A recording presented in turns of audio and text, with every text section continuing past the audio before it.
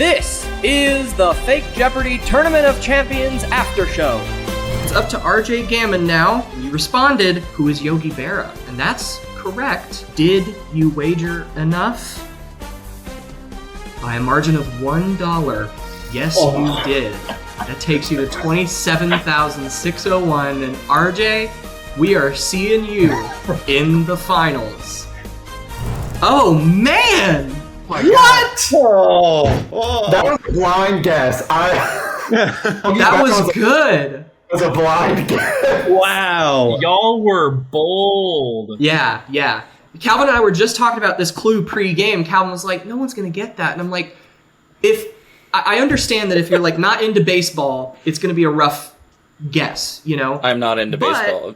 At me next time. But at least there's enough in there to where, like, if you're responding with a famous Yankee in the 50s, you're halfway there. So is that kind of where along your lines, RJ? Yeah, so my thought process was like, okay, who are like Yankees or at least famous baseball players I know? Yeah. And I'm like, we got Derek Jeter, and I know that's way too new. recent. Too new. You got Babe Ruth. I'm like, I don't think he was a catcher. So I was like, only other person I could think of was Yogi Berra. And I honestly thought he was a pitcher too, but I'm like, I know it's not those other two guys. Wow. Oh, That's man. amazing. That is amazing. What was your wager? He wagered 92.01. So it brought me to 27.6. Oh, I had to do the math. I was like, Oh my god. Ryan, forever our Thatcher Chonka. You lost by $1. I'm so sorry. Right there with Thatcher Chonka. Yeah, another really good game. Like, Oh, it was great. I can tell you now. I mean, I already told you guys, but we're in the after show right now. This is the third of the semifinal games we've shot, even though we've got the other two coming up, and those were really good games too. So I'm excited that this tournament's actually kind of shaping up to be big stuff. I will say these games are very well designed, and there's fantastic things going on behind the scenes to make it all work so well. Wow, thank you. Because technology never functions ever, and the fact that you have all of these apps happening at the same time in real life is just absolutely mind-blowing to me. Well, thank you. Yeah, it's. I mean, obviously, like, it ain't perfect, but It's so impressive. Yeah, well, thank you. Like, I gotta shout out. We can go through some of the clues and everything. Well, the WGA category, I just felt like I was thinking of having like a guest present that category. It unfortunately didn't pan out, but just with everything, I felt weird putting this forward while all that's going on. Even though I know we're not guild represented, but like I don't know, it just felt like I was trying to sneak in or something. I'm like, that's not what we're trying to do here. Like we support 100%. And then Wanna Bang. Oh, that was great. The Only President categories, score by John Williams, South Africa, that all came from Blake Trotsky. Those were her categories. When you first introduced the John Williams category, I thought it was just going to be audio. Like, you were just going to play excerpts from the scores or just play things, and we were going to have to guess, and I was very nervous about that. That would have been hardcore. Yeah, no, we just went with titles. I do want to hear toys. Toys. Well, I put that one at the hardest one as kind of a trap because if I were playing, I'd be like, Toy Story, and then my guess was like I don't think he composed for Toy Story, but I was like, is that like Polar Express or something? I don't know if he composed for that, but that was definitely like my thought. So I was trapped in a different way, and I was like, just let those slide. But yeah, those were all Blake. Obscure Disney quotes, National Porks, and South Africa were all Tom. And the rest were me, I believe. Oh, and a collaboration. I don't know, Ryan, you remember Stephanie Knorr? Oh my god, yeah. She helped out on the WGA category. That was me and her. Oh, cool. I know someone really enjoyed. I think Ryan, you really enjoyed the Only President twos and knots, right? Like someone said during the game, like, "Oh, these are good." Yeah, I mean, I did not know a single one, but I feel much more educated now. They're fun facts, at least, and that's. I heard a long time ago, like an interview with some of the writers. That's like there's 3 reactions that they're going for, and I'm getting too in the weeds with you guys. This is just for us mostly, but there's like 3 reactions they're going for. I knew that. I didn't know that, and I wanted to know that. Like, that was a fun fact. That was a cool thing to learn, kind of a thing. And so the fact that it worked out for those categories was good. I'm mad about the LBJ one, not because of like the factuality of it. It's like I knew it was like one of those presidents around there, and I was like LBJ like popped in my head, and I was like, it was like in my head. I was like, it's Truman or it's like Johnson. Yeah. And I was like, and Thomas told us this during the game, but it didn't ultimately matter. Apparently, that plane was on the ground But he was not standing on the land.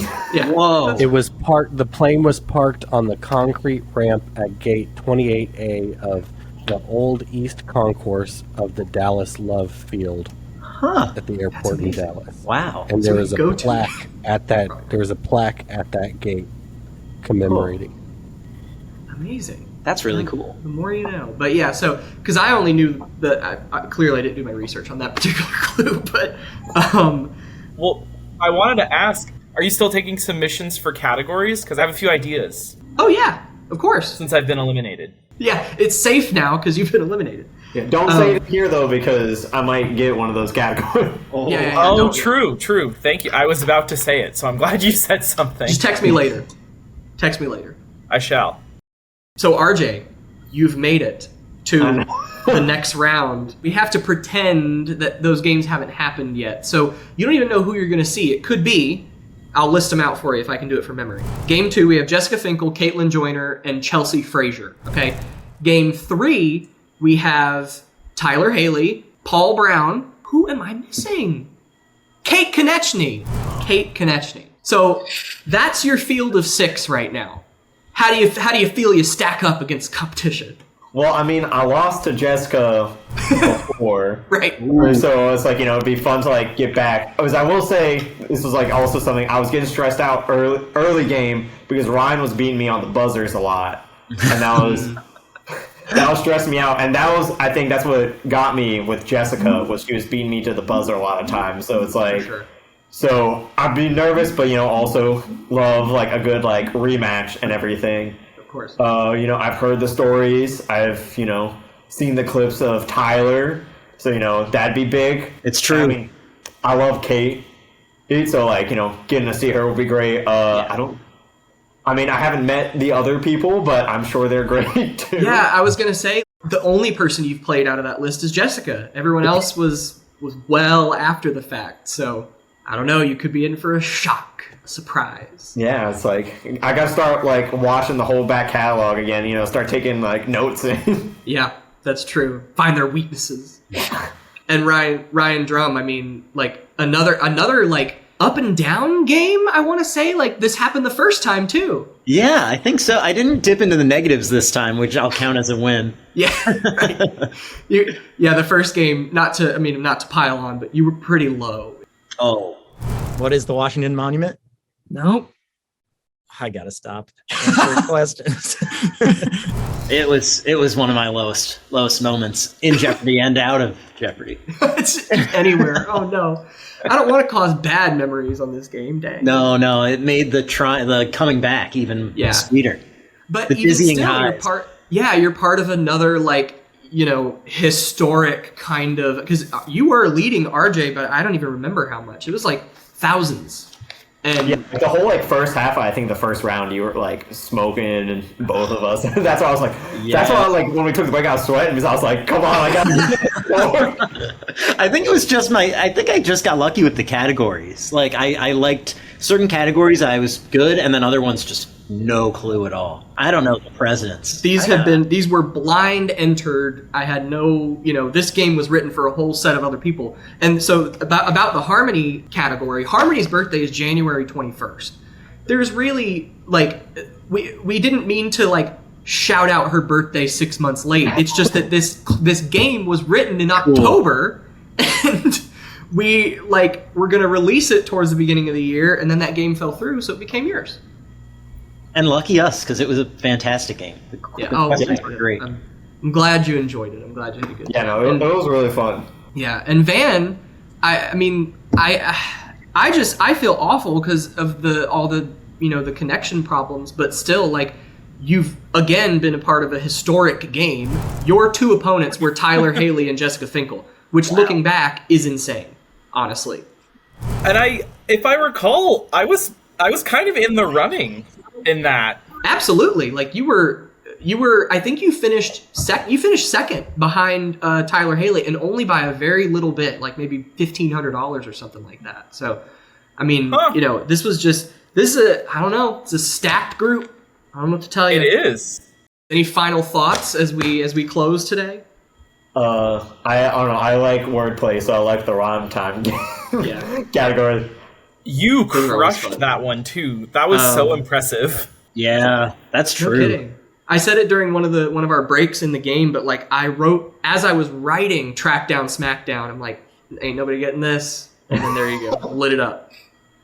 Yeah, that one, honestly, it's like I don't know why I really like the Frightening Lightning. That was just a lot of fun to say. Yeah, the Frightening Lightning. That was the only one I knew.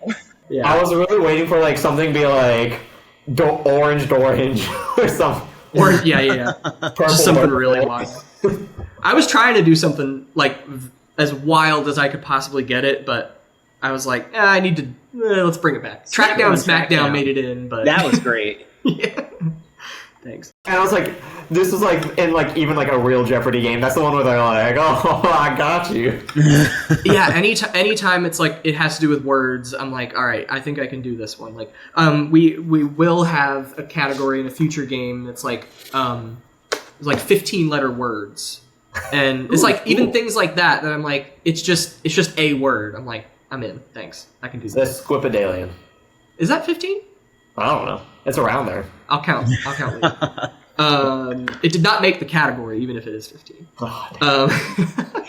RJ, do you have anything to say? Any what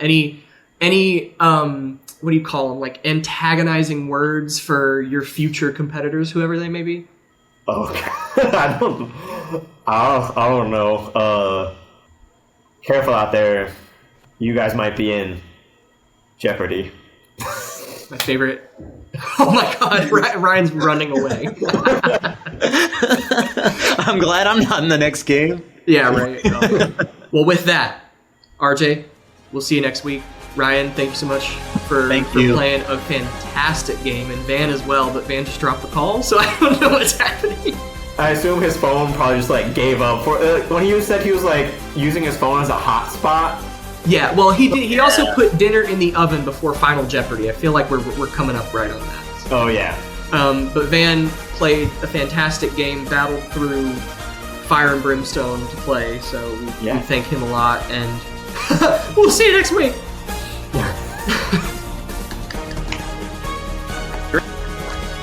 Great job.